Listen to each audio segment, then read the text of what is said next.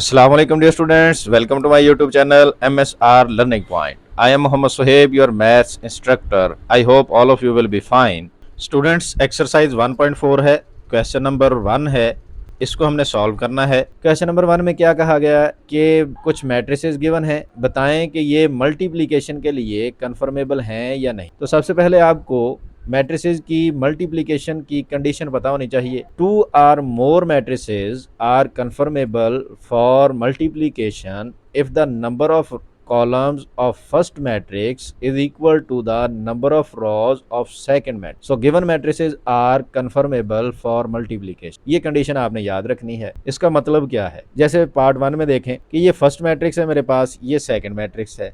इसमें first matrix में number of column कितने हैं, ये फर्स्ट कॉलम, ये सेकंड कॉलम। स्टूडेंट्स, कॉलम्स क्या होते हैं? वर्टिकल एंट्रीज को हम कॉलम्स कहते हैं, ये वर्टिकल एंट्रीज, ठीक है। और हॉरिजॉन्टल, इस तरह जो एंट्रीज होती हैं हॉरिजॉन्टल होती हैं, उनको हम क्या कहते हैं? रॉज, ठीक है। फर्स्ट मैट्रिक्स के नंबर ऑफ कॉलम्स कितने आ गए, इसमें कॉलम्स कितने हैं? 2। सेकंड मैट्रिक्स में नंबर ऑफ रॉज कितनी हैं? 2। So given matrices are conformable for multiplication. आपने इसी तरह लिखना है जैसे ये लिखा हुआ मैंने मार्क किया है। यहाँ पे शुरू में आपने 3 डॉट्स डाल लेने हैं, जिसका मतलब होता है सिंस, ठीक है। ये सिंस डालने के बाद आपने लिखना है number of columns of first matrix is equal to number of rows of second matrix. So given matrices are conformable for multiplication. ये हर पार्ट जो कंफर्म हो उसके नीचे आपने लिखते जाना है, और जो कंफर्म ना हो तो आपने क्या लिखना है? आर नॉट इक्वल, यहाँ पे इस तरह नॉट इक्वल डाल के फिर नीचे लिख देना है are not conformable for multiple. तो ये हर पार्ट के नीचे आपने लिखते जाना है इस तरह।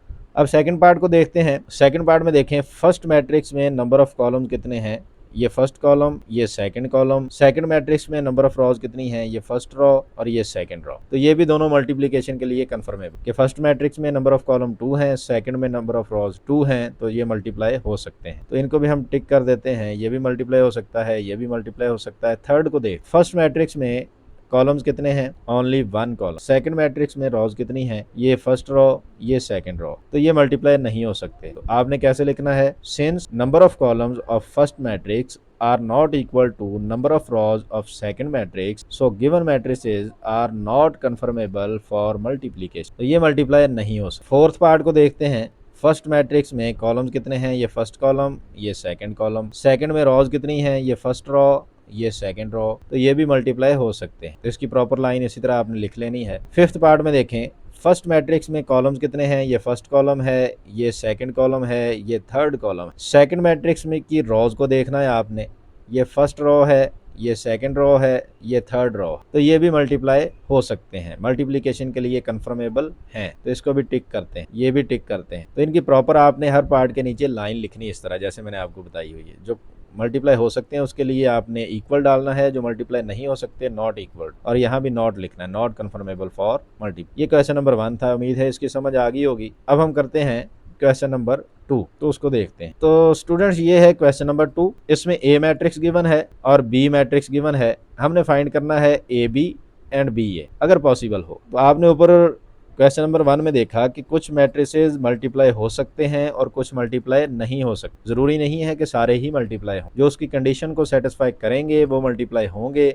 और जो कंडीशन को सेटिस्फाई नहीं करेंगे वो मल्टीप्लाई नहीं होंगे। तो कंडीशन आपको फिर मैं रिकॉल करवा देता हूं कि फर्स्ट मैट्रिक्स के number of column second matrix की अगर नंबर ऑफ रॉज के इक्वल हों तब वो गिवन मैट्रिक्स मल्टीप्लिकेशन के लिए कन्फर्मेबल होते हैं, अदरवाइज कन्फर्मेबल नहीं होते।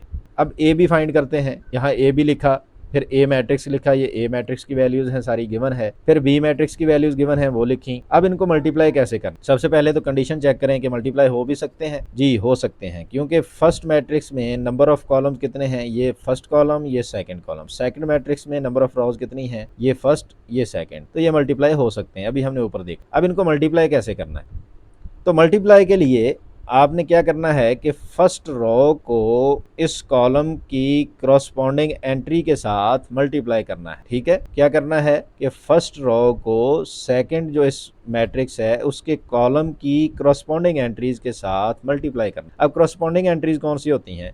जैसे इस रो की फर्स्ट एंट्री ये है तो इस कॉलम की फर्स्ट एंट्री के साथ मल्टीप्लाई होगी। ऐसा नहीं है कि फर्स्ट जो है वो सेकंड के साथ मल्टीप्लाई कर, इसको कहते हैं करस्पॉन्डिंग एंट्रीज के साथ मल्टीप्लाई करना। जैसे 3 will be multiplied by 6 and 0 multiplied by 5। First entry first के साथ, सेकंड सेकंड के साथ, और दरमियान में साइन कौन सा आएगा? प्लस का। ये प्लस का साइन आपने लाजमी लगाना। अब 3 मल्टीप्लाइड बाय 6 लिखा यहाँ पे हमने, 3 मल्टीप्लाइड बाय 6, फिर 0 मल्टीप्लाइड बाय 5 लिखा, ठीक है। उसके बाद इसी तरह आपने सेकंड रो को इस कॉलम के साथ मल्टीप्लाई करना। कैसे करेंगे? उसी तरह करना है आपने कि फर्स्ट एंट्री को फर्स्ट के साथ, सेकंड को सेकंड के साथ। सो -1 मल्टीप्लाइड बाय 6 क्या आएगा? -1 multiplied by 6 as it is लिख देंगे यहाँ। फिर 2 मल्टीप्लाइड बाय 5 लिखेंगे और दरमियान में साइन कौन सा आएगा? प्लस का साइन, ठीक है। अब इनको थोड़ा सिंप्लीफाई करेंगे। 3 6 जार कितने होते हैं? 18। 0 मल्टीप्लाइड बाय 5 0 होता है, ठीक है, और प्लस एज इट इज आ गया। -1 मल्टीप्लाइड बाय 6 का आंसर क्या होता है? -6। 2 मल्टीप्लाइड बाय 5 का आंसर क्या होता है? 10,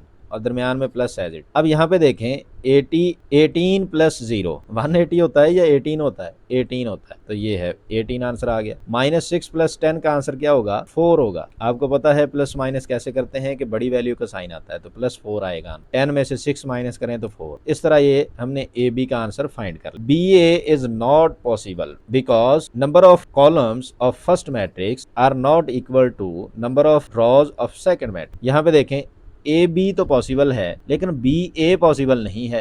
क्यों नहीं है ये देखें। ए को हमने फर्स्ट प्लेस पे लिखा था, बी को सेकंड पे लिखा था। अब अगर बी को फर्स्ट पे लिखें, ए को सेकंड पे लिखें, तो ये मल्टीप्लाई नहीं हो सकते। कैसे नहीं हो सकते?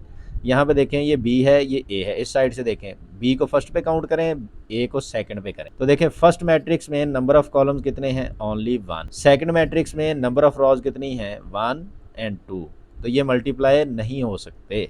बी ए मल्टीप्लाई पॉसिबल नहीं। तो यहाँ पे हमने ये भी बात सीखी कि जरूरी नहीं है कि ए बी अगर पॉसिबल है तो बी ए भी पॉसिबल हो, ठीक है। तो यहाँ पे हमने वही लिखना है, since number of columns of B are not equal to number of rows of matrix A, so B A is not possible, not conformable for multiplication. उम्मीद है क्वेश्चन नंबर 2 की समझ आ गई होगी। इसमें फिर भी अगर कोई कन्फ्यूजन हो, कोई क्यूरी हो, तो आप मुझसे डिस्कस कर सकते हैं, कमेंट बॉक्स में पूछ सकते हैं। मैं उसका बाकायदा से रिप्लाई दूंगा आपको, उसको रिजॉल्व करूंगा आपकी प्रॉब्लम को। स्टूडेंट्स, उम्मीद है आपको इसकी समझ आई होगी। अगर वीडियो अच्छी लगी है तो चैनल को सब्सक्राइब करें, वीडियो को लाइक करें और दूसरों के साथ शेयर करें ताकि उनका भी फ़ायदा हो। मिलते हैं नेक्स्ट वीडियो में, तब तक के लिए अल्लाह हाफिज़।